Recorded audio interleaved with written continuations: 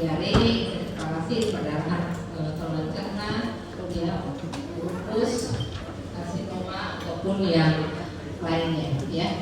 Dan pemeriksaan ini meliputi kalau kita melakukan analisa feses, tentunya kita lihat adalah makroskopis, mikroskopis dan kimia maupun mikro. Tapi kita tidak melakukan mikro. Pertama yang dilakukan adalah tes makroskopis. Apa yang dilihat di makroskopis tentunya adalah ukuran, bentuk, konsistensi gitu ya, bau, warna, ada tidaknya darah, pus atau mukus, potongan jaringan, sisa makanan dan parasit. Jadi di botol tempat menyimpan feses kalian, kalau makroskopis itu dilihat aja dari luar ya, dilihat ukuran itu kurang lebih berapa gram ya, yang kita minta kurang lebih sekitar 10 gram. Kemudian bentuknya itu biasanya kalau konsistensinya padat atau keras, seperti kuliah kemarin ya, ada bentuknya seperti BAB kambing misalnya, itu berarti keras ya, atau dia seperti air berarti konsistensinya cair. Jadi tergantung dari penampakan atau bentuk dari feses. Kemudian setelah konsistensi bau ya, baunya umumnya pasti akan berbau dari indol maupun skatol ya, dan tergantung dari makanan yang kalian makan. Jadi kalau semalam makan pete atau makan jengkol, paginya mungkin baunya cium baunya khas ya. Kemudian warna ini juga tergantung makanan yang kita makan ya. Jadi kalau lebih banyak sayur-sayuran mungkin dia lebih warna hijau ya. Kalau banyak protein biasanya lebih kuning atau lebih coklat.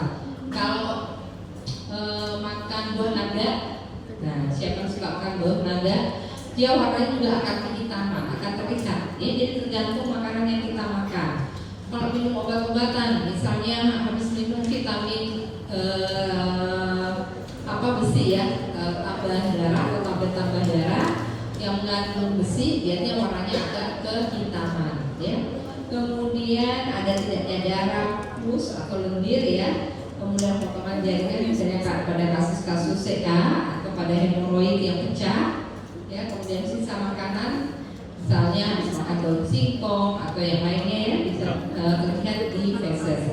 Kemudian parasit kalau ada, jadi parasit dewasa kalau sama dengan BAB bisa kelihatan ya, cacing kremi, cacing 12 jari ya, kalau terlihat. Kalau tidak, biasanya nanti kita lihat di mikroskopis. Nah mikroskopis ini juga ada. Yang kita lihat tentunya adalah eritrosit, leukosit, epitel, kristal atau amilum.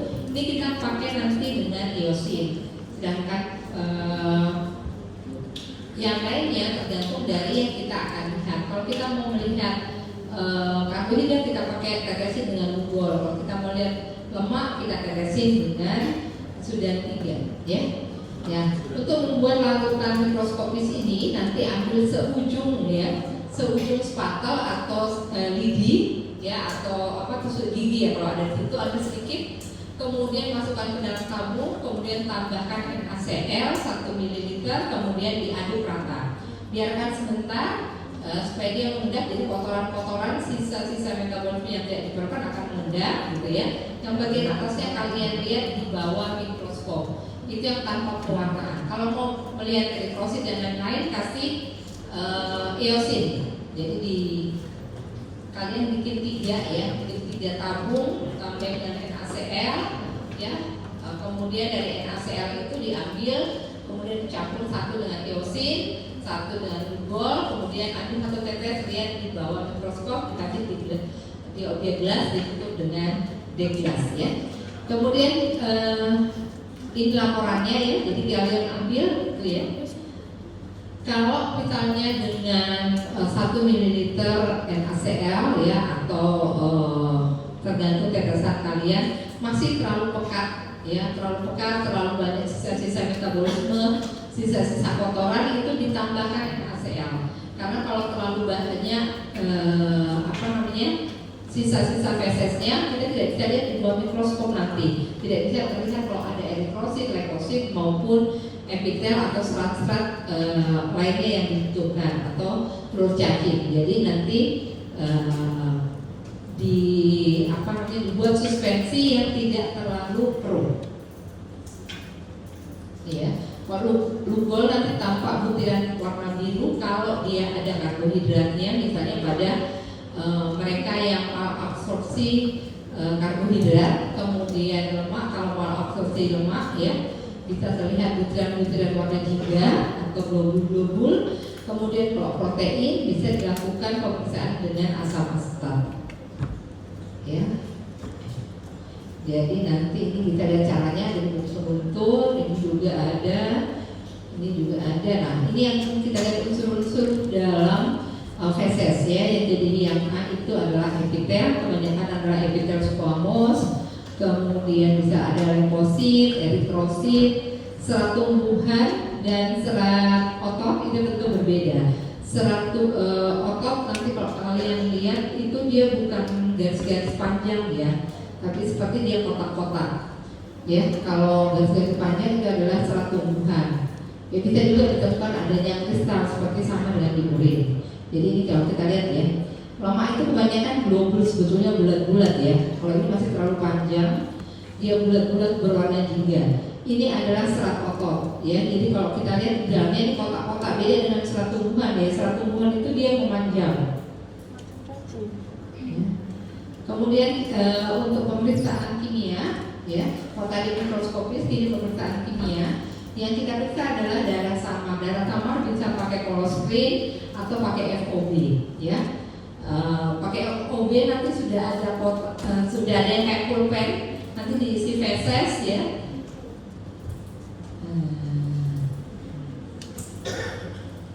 Nah ini ya, jadi ini yang kita lihat ya, untuk mengambil. Jadi kita taruh dua feses dari arah depan, kemudian kita tetesin, kemudian nanti kita lihat hasilnya ya. Kalau yang di bawah ini dengan FOB, jadi ada yang bagian ujungnya yang di atas itu ya, dokter buka tutupnya. Nah itu nanti kalau mau ditetesin itu dipatahkan dulu ujungnya ya.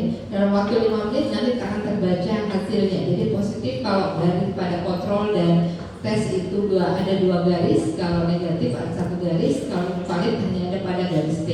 Jadi kalau dia positif menandakan adanya darah samar pada feses. Nah feses yang kita ambil untuk ini kita homogenkan dulu, kita aduk, baru kita ambil satu ujung. Jadi dia sudah ada warna hijau ya penutupnya itu, kita masukkan dalam tabungnya, kemudian kita homogenkan, kemudian kita teteskan pada alat FOB-nya.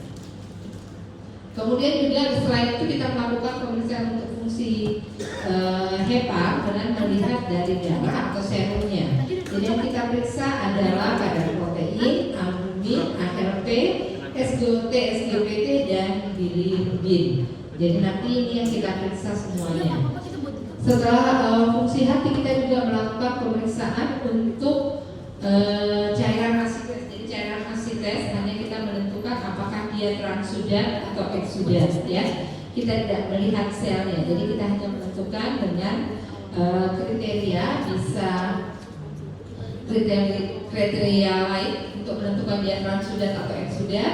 Kalau dia eksudan, kalau rasio antara protein cairan dibandingkan dengan protein serum itu lebih dari 0,5, atau dikatakan dia eksudan kalau LDH cairan dibanding LDH serum itu lebih dari 0,6. Kalau perbandingan protein yang kurang dari 0,5 itu adalah transudan. Kalau rasio LDH-nya itu kurang dari 0,6 juga itu adalah transudan. Jadi perbedaan transudan dan eksudan itu kalau eksudan adalah cairan yang terkumpul dalam rongga abdomen atau rongga peritoneum, itu berasal biasanya dari infeksi atau inflamasi. Sedangkan kalau dia transudan biasanya berasal dari gangguan tekanan onkotik atau hidrostatik dalam tubuh, ataupun karena adanya ekstravasasi cairan dari interstisial masuk ke dalam rongga peritoneum ya, itu adalah transudan. Nah, bisa juga untuk menentukan eksudan atau transudan pada cairan asites kita pakai serum albumin ya, cairan dan jadi gradien antara serum albumin dan cairan dan serum albumin dari serum. Pengurangan antara albumin serum hasilnya dikurang dengan albumin cairan, kita lebih dari 1,1 itu adalah Transsudan, kurang dari 1,1 adalah Exsudan. Tadi saya sudah katakan kalau Exsudan itu biasanya disebabkan oleh adanya infeksi atau inflamasi, sedangkan Transsudan biasanya disebabkan oleh perubahan tekanan onkotik, ya. Kita tahu fungsi daripada hepar, fungsi sintesis daripada hepar untuk menghasilkan apa? Albumin, ya. Selain albumin dia juga menghasilkan faktor 7. Jadi kalau ada gangguan pada hepar, misalnya pada kasus karsinoma hepar, ya, hepatoma, atau pada sirosis hepatis, bisa ditemukan adanya albumin yang rendah pada darah dan faktor 7 yang rendah, sehingga dia gampang berdarah, gampang terjadi kulit karena gangguan keseimbangan onkotik, ya. Ya. Kemudian adik-adik untuk menentukan ada tidaknya juga protein dalam cairan asites bisa dilakukan tes Rivalta. Jadi tes Rivalta itu nanti pakai air 100 ml boleh dari keran ini, kemudian teteskan 1 tetes cairan asites ditambah 1 tetes cair asam asetat. Nanti kita lihat latar belakangnya cari yang gelap.